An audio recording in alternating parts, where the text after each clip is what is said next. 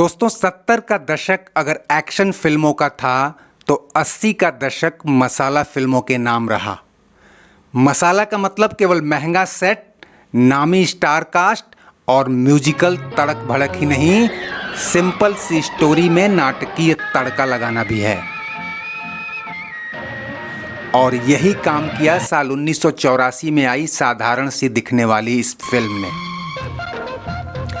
तब राजेश खन्ना, अमिताभ बच्चन, धर्मेंद्र और मिथुन चक्रवर्ती के अलावा स्टारडम के नाम पर कुछ बचता ही नहीं था और ये सारे सितारे उस साल सुपरहिट फिल्में लेकर आए थे। ऐसे में किसी ने सोचा भी नहीं था कि साउथ का एक प्रोड्यूसर नॉर्थ इंडिया के दर्शकों की नब्ज कुछ इस कदर पकड़ लेगा कि लड़के लड़कियां कॉलेज छोड़कर और उनके मम्मी पापा दफ्तर से छुट्टी लेकर भी यह फिल्म देखने को मजबूर हो जाएंगे।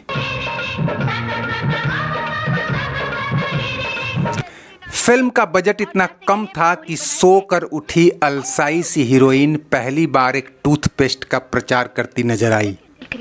कोलगेट डेंटल क्रीम दांतों को चमकदार और तेज करने के लिए कोलगेट डेंटल क्रीम इस्तेमाल कीजिए। टंग टंग। और एक टेक्सटाइल कंपनी का नाम क्रेडिट लाइन में डालने के एवज में मिली 100 रंग बिरंगी साड़ियों को ही सेट बनाकर फिल्म का सुपरहिट टाइटल सॉन्ग रच दिया गया। प्यार का तोहफा तेरा बना है जीवन मेरा, प्यार का तोहफा तेरा। सिंप्लिसिटी इतनी कि जहां लाइमलाइट में आने के लिए उस दौर की हीरोइनें ज़्यादा से ज़्यादा कपड़े उतारने को बेताब थीं, पूरी फिल्म में साड़ी में लिपटी इन दो हीरोइनों ने न केवल खूबसूरती और ग्लैमर के मायने बदल दिए बल्कि अगले 2 दशक तक स्टारडम को अपनी उंगलियों पर नचाया। दोस्तों हम बात कर रहे हैं ब्लॉकबस्टर फिल्म तोहफा की, जो साल 1984 में सबसे ज़्यादा पैसे कमाने वाली फिल्म थी और इसने मकसद, शराबी, राज तिलक जैसी दर्जन भर हिट फिल्मों को पीछे छोड़ते हुए उस साल बॉक्स ऑफिस पर और अगले कई साल तक ऑडियो और वीडियो कैसेट के बाजार में राज किया था।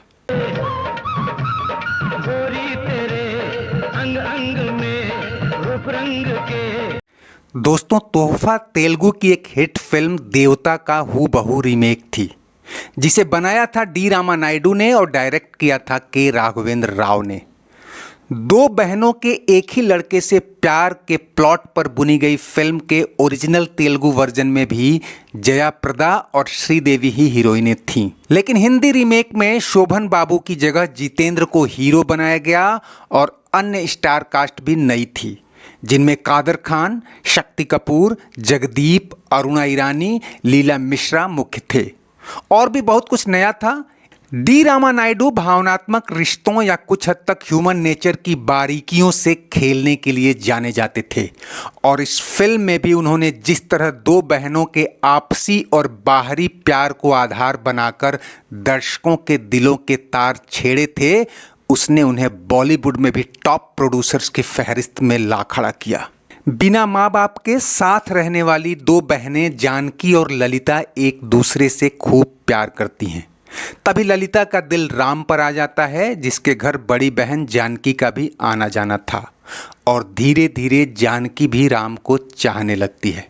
जब ललिता को पता चलता है कि जानकी भी राम को प्यार करती है तो उसे सदमा लगता है और वह गुस्से और आवेश में एक गुंडे कामेश यानी शक्ति कपूर से शादी कर लेती है, जो उसे शुरू से ही परेशान किया करता था। जानकी और राम हैरान हैं कि आखिर ललिता ने ऐसा क्यों किया। नाटकीय मोड़ में कामेश सुहागरात से पहले ही एक खून के जुर्म में जेल चला जाता है। ललिता का कामेश से शादी का फैसला दर्शकों को भी चौंकाता है, लेकिन जैसा कि कहा कि स्त्री के अंतर मन को डी रामा नायडू ने जितने एक्सपेरिमेंटल तरीके से पकड़ा था वो शायद हिंदी फिल्म वालों ने पहले कभी नहीं किया। इसकी गुत्थी भी समझदार लोग समझ जाते हैं। ललिता उन दोनों से दूर चली जाती है और कई साल तक उन्हें नजर नहीं आती।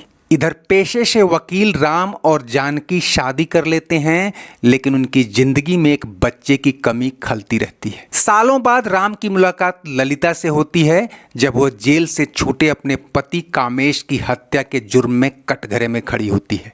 राम को पता चलता है कि ललिता का बच्चा कामेश का नहीं बल्कि उसका खुद का बच्चा है, तो उसका ध्यान अपने बच्चे की ओर जाने लगता है। फिल्म का क्लाइमेक्स बहुत अनएक्सपेक्टेड तो नहीं है, लेकिन दूसरी फिल्मों से थोड़ा स्ट्रांग है। जानकी एक बच्ची को जन्म देने के बाद मर जाती है और जाते जाते ललिता और राम का मिलन करा जाती है।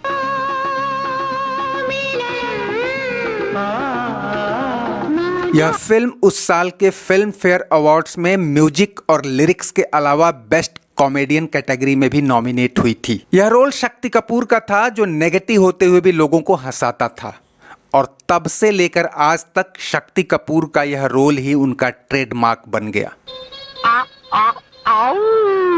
हालांकि यह रोल भी हूबहू तेलुगु वर्जन का ही रीमेक था और शक्ति कपूर ने वही डायलॉग हिंदी में बोले थे। फिल्म ने जहां टाइटल सॉन्ग में साड़ियों को सेट बनाकर बेहतरीन गाना प्रोड्यूस किया था, वहीं इस गाने में तो उन्होंने मारो पूरे शहर के कलसे इकट्ठे कर लिए थे। रूप रंग के सजे हुए हैं कलसे।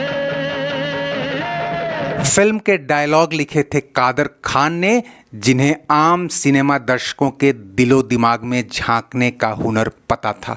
हालांकि फिल्म के कुछ डायलॉग्स को अश्लील भी कहा गया, लेकिन तब कादर खान ने कहा था कि ऐसा वे लोग कहते हैं जो बंद एसी कमरे में रहते हैं और उन्हें दुनिया जहान की कोई खबर नहीं।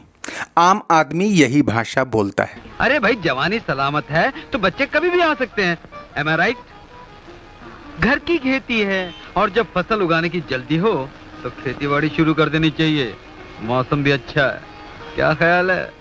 फिल्म में जितेंद्र का रोल भी सराहा गया, लेकिन लोगों को एक बात समझ नहीं आई कि जितेंद्र इस फिल्म में जैसे दिख रहे हैं, दूसरी फिल्मों में इससे कहीं ज़्यादा हैंडसम थे।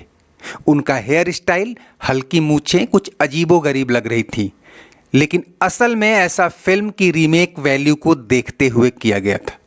प्रोड्यूसर चाहते थे कि जितेंद्र तेलुगु फिल्म के शोभन बाबू की तरह ही दिखें।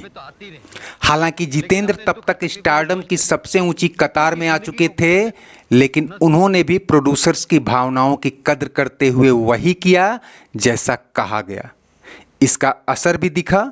फिल्म ने उस साल हर दर्शक वर्ग को आकर्षित किया।